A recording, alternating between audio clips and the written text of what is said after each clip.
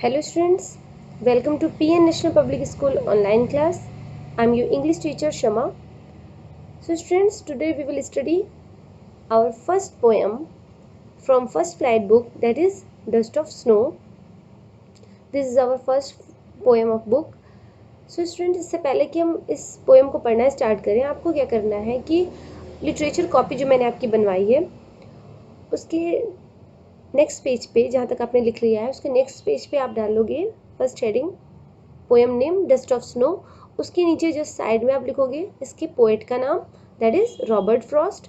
और उसके नीचे से आप लिखना शुरू करोगे इस पोएम के जो डिफ़िकल्ट वर्ड्स हैं। 8 लाइन का पोएम है और इसके जो डिफ़िकल्ट वर्ड्स हैं उसको आपको लिखना है। फिर खुद आपको सर्च भी करना है, उसे डिक्शनरी का यूज़ कर सकते हैं आप, सर्च करके उसकी इंग्लिश मीनिंग और उसकी हिंदी मीनिंग दोनों लिखना है आपको। इन केस अगर आपको वो वर्ड की मीनिंग नहीं मिल पाते हैं कहीं से, तो आप कमेंट बॉक्स में उस वर्ड को लिख कर सेंड कर दीजिएगा। I will tell you the meaning. Okay, so let's move and study line by line. So students, as you can see here, that is poem Dust of Snow. Students, dust का मतलब क्या होता है? Dust का मतलब होता है धूल और स्नो का मतलब होता है बर्फ़। लेकिन यहाँ पे डस्ट का मतलब हम धूल से नहीं लेंगे, क्योंकि पोएट कुछ और कहना चाहते हैं यहाँ पर डस्ट से। डस्ट ऑफ स्नो का मतलब है यहाँ पर कि बर्फ़ की हल्की सी बारिश या बर्फ़ का गिरना कहीं से या बौछार पड़ना बर्फ़ का। तो यहाँ पे ये सेंस निकल रहा है डस्ट का। इसकी पोएट है रॉबर्ट फ्रॉस्ट। तो रॉबर्ट फ्रॉस्ट के बारे में अगर हम देखना चाहें तो रॉबर्ट फ्रॉस्ट एक रियलिटी बेस्ड पोएम लिखते हैं।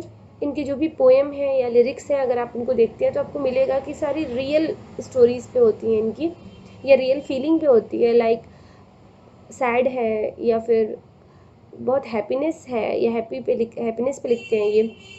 सारो होता है और इन्जॉयमेंट पे पोएम होंगे इनके, यानी कि रियल फीलिंग आती है इनकी पोएम में। So students, let's see the line by line. The way a crow swooped down on me, the dust of snow from a hemlock tree. Students, इससे पहले कि मैं पोएम आपका शुरू करूं, एक क्वेश्चन है आपके लिए। आप हर जगह देखे होंगे या आपसे भी कुछ लोगों ने कहा होगा कि जब भी बिल्ली रास्ता काट देती है तो उसको अशुभ माना जाता है। या कुछ लोग ऐसे होते हैं कि अगर बिल्ली ने रास्ता काट दिया तो हम उसको वहीं पे हम रुक जाते हैं थोड़ा देर कि चलिए अगर कुछ ऐसी बला है जो आने वाली है तो वो टल जाती है। लोग ऐसा मानते हैं। एक्चुअल में ये होता है या नहीं, पोएट उसी की बात करने वाले हैं आगे। अशुभ में हम बिल्ली को भी लेते हैं, क्रो की बात होती है। कौवे को लोग अशुभ मानते हैं, उसको कहते हैं कि कॉल ऑफ डेथ। अगर कौवा कभी ऐसे बोल रहा है तो उसको लोग कहते हैं कि कॉल ऑफ डेथ है। यहाँ पे बात हुई है हेमलॉक ट्री की। हेमलॉक ट्री क्यों स्पेशल है यहाँ पे? क्योंकि हेमलॉक ट्री एक कह सकते विषैली झाड़ी या पेड़ होता है, ये पॉइजनस होता है, इसलिए इसको यहाँ भी अशुभ के तौर पर इसको भी लिया गया है। तो पोएट कहते हैं the way a crow swooped down on me the dust of snow from a hemlock tree. तो पोएट एक हेमलॉक ट्री है जिसके नीचे ये बैठे हुए हैं या खड़े हैं। हेमलॉक ट्री पर बर्फ़ पूरी तरह से भरा हुआ है और उस पेड़ पर एक कौवा बैठा है, ठीक है। पोएट कहते हैं कि उस कौवे ने मेरे ऊपर बर्फ़ गिराया या बर्फ़ की बारिश की हल्की सी, फ्रॉम अ हेमलॉक ट्री। जिस हेमलॉक ट्री पे वो बैठा था कौवा और उसके नीचे पोएट बैठे थे, तो कौवे की मूवमेंट से या फिर उसने अपनी विंग्स को फ्लैप किया हो या फिर वहाँ से उड़ उड़ के कहीं गया हो, तो उसकी वजह से वहाँ पे जो स्नो जमी हुई थी पेड़ पे वो गिर जाती है पोएट के ऊपर। Has given my heart a change of mood. तो पोएट कहते हैं कि जैसे ही वो बर्फ़ मेरे ऊपर गिरा, मेरा मूड बिल्कुल चेंज हो गया। तो अब पहले कैसा था मूड? पहले पोएट का मूड सैड था। अब हमें कैसे पता कि पोएट का मूड सैड था पहले? क्योंकि फर्स्ट स्टेंजा में आप देख सकते हैं 4 लाइन्स में पोएट ने बात की है क्रो और हेमलॉक ट्री की, जो कि ये दोनों ही एक नेगेटिव साइन देते हैं। इनसे पता चलता है कि कुछ सारो है वहाँ पर, कुछ अशुभ बातें हो रही हैं। तो इससे पहले पोएट का मूड सैड था, कोई टेंशन था उन्हें, कोई परेशानी था उन्हें। लेकिन जैसे ही वो बर्फ़ उनके ऊपर गिरती है उनका मूड सडन चेंज हो जाता है। And saved some part of a day I had rued. यहाँ पे रूड देखिए, रूड का मतलब होता है किसी चीज़ का रिग्रेट होना या ऐसा लगना कि आज पूरा दिन बर्बाद होने वाला है, तो उस चीज़ का उनको रिग्रेट था। तो and saved some part of a day I had rued, और पोएट कहते हैं कि और उसने बचा लिया आगे का जो दिन मेरा बर्बाद होने वाला था आज, क्योंकि मूड मेरा ख़राब था तो पूरा दिन बर्बाद होने वाला था, लेकिन उस कौवे की वजह से और उस हेमलॉक ट्री की वजह से मेरा आगे का जो दिन था वो अच्छा हो गया, बर्बाद होने से बच गया। क्यों?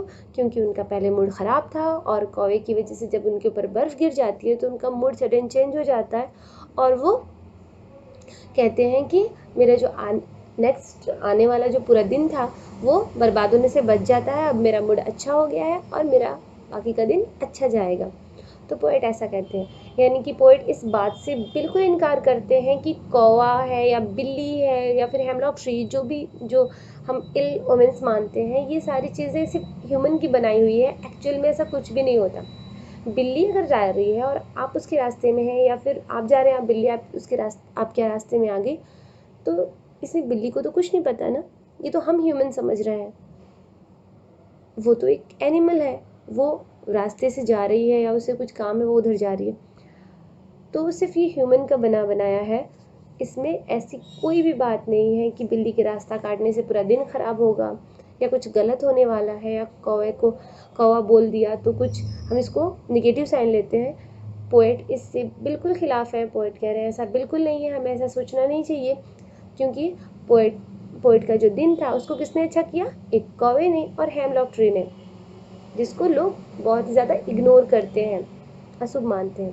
सो स्टूडेंट, ये था पोएम डस्ट ऑफ स्नो। एक बच्चे ने कमेंट किया था कि मैम प्लीज़ इसको फिर से पढ़ा दीजिए, डस्ट ऑफ स्नो, क्योंकि इन्होंने पहले पढ़ा था, इनको समझ में नहीं आया था। सो स्टूडेंट्स, अगर आपको इसमें कुछ नहीं समझ में आया, कोई भी लाइन में कन्फ्यूज़न है, तो आप कमेंट कर सकते हो। आपको क्या करना है, इसकी वर्ड मीनिंग लिखनी है, जो डिफ़िकल्ट वर्ड्स हैं उसको लिखने हैं। बाकी के नेक्स्ट पार्ट, इसके क्वेश्चंस मैं नेक्स्ट वीडियो में दूंगी, या फिर मैं आपको एज असाइनमेंट सेंड कर दूंगी। Okay, that's all for today. Meet you in the next video. Thank you.